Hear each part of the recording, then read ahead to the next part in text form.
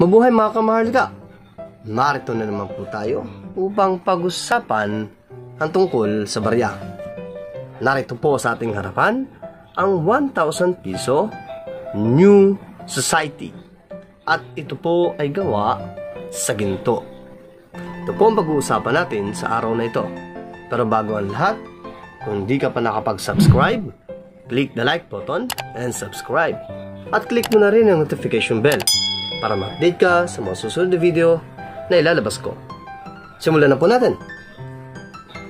Simulan po natin ang ating talakayan sa features ng baryang ito.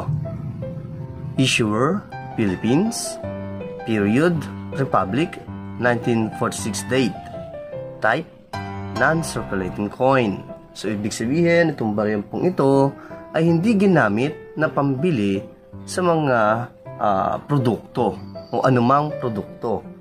At hindi rin po ito umikot sa ating merkado.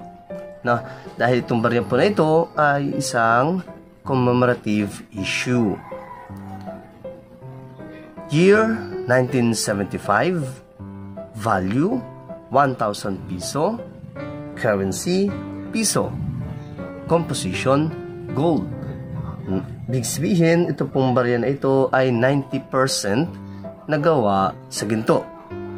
Weight 9.95 grams.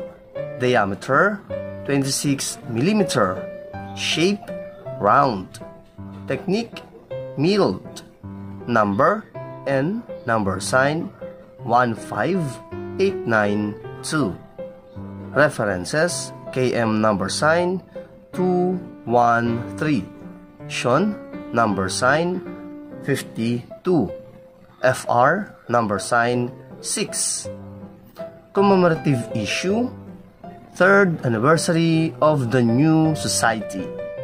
So, ibig sabihin, ito pong barya na ito ay ginawa upang pagkakilala sa tatlong anibersaryo o ikatlong anibersaryo ng bagong lipunan.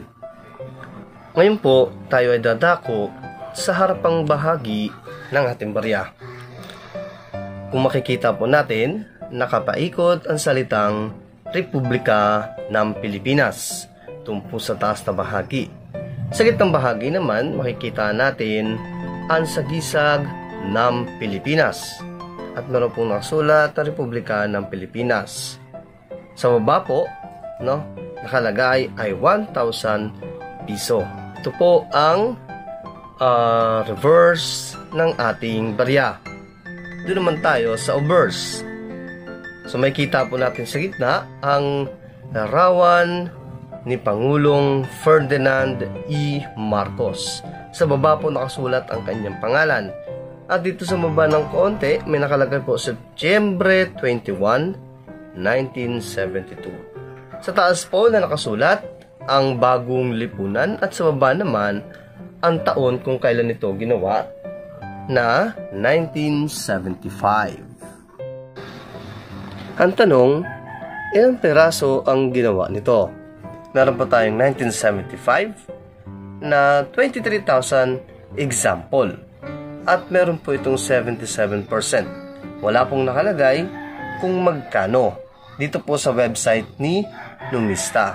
Pero dito po sa 1975 proof, meron po siyang 13,000 examples na merong 38% at ang may presyo po dito ay yung uncirculated na nagkakahalagang 33,573 pesos.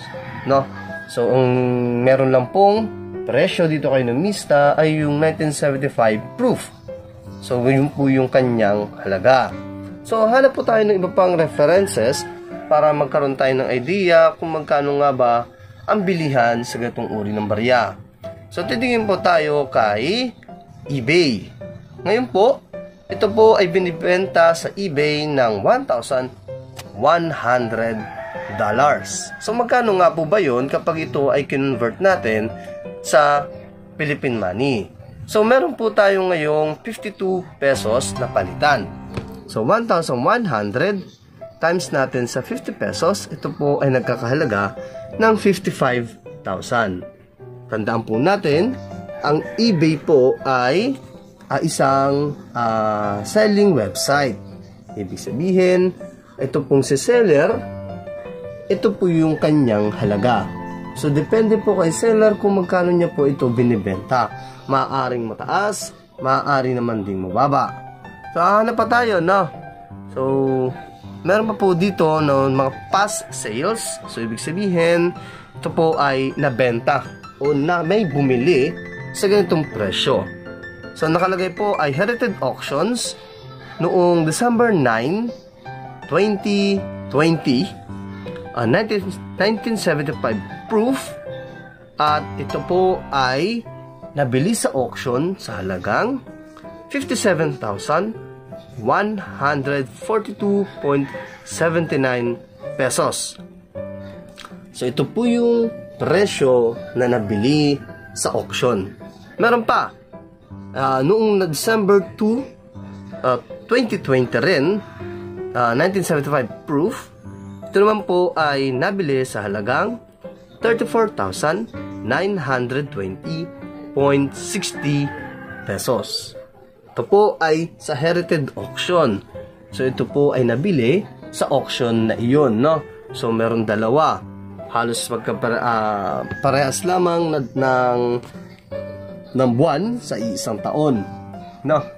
So, at least kahit paano, meron na po tayong idea na ganito pala ang halaga nito.